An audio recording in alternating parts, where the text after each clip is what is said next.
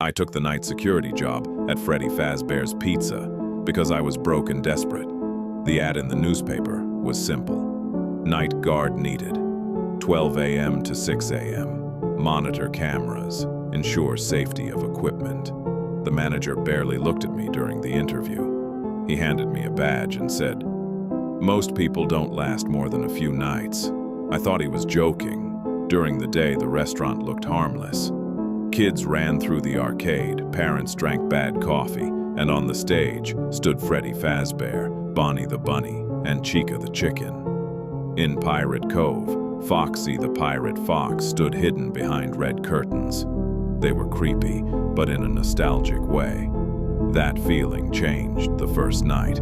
At midnight, I sat in the security office, a cramped room with 2 metal doors, a fan, and a wall of camera monitors.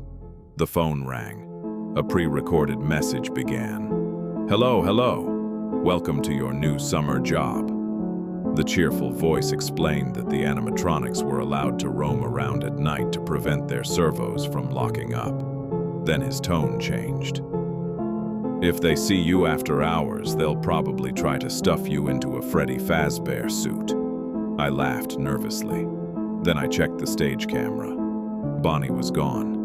I switched cameras until I found him standing in the supply closet, staring directly into the lens.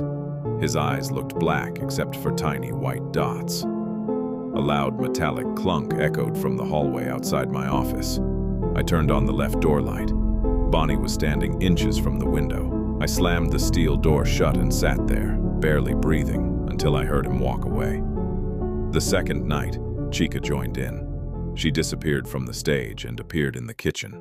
The camera in there only played audio, so all I could hear was the sound of pots and pans crashing around. When she finally reached my office, her beak was hanging open impossibly wide. On the third night, Foxy moved. I checked Pirate Cove and saw the curtain slightly open. The next time it was halfway open. Then the camera showed nothing. A second later, pounding footsteps thundered down the hall. I dropped the left door, just as Foxy slammed into it hard enough to shake the office. The power meter kept dropping.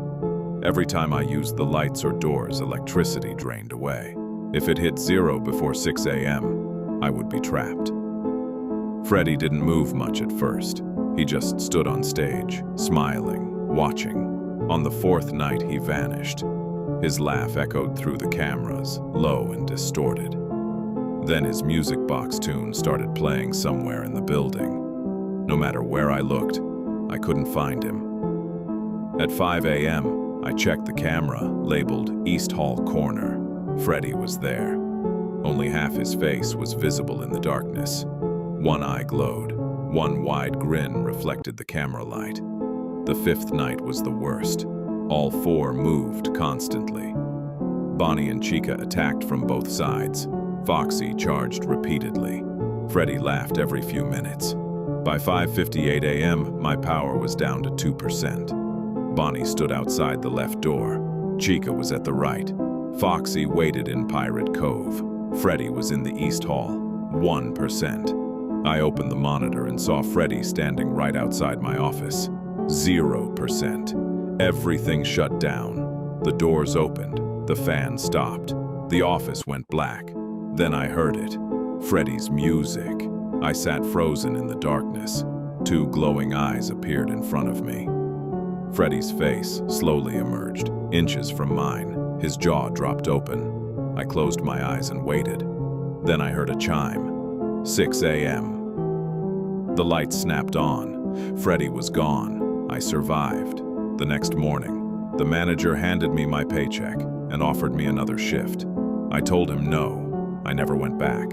A week later, I woke up in my apartment to the sound of children laughing. I sat up and saw muddy footprints on my bedroom floor. 3-toed prints, leading from the door to the side of my bed.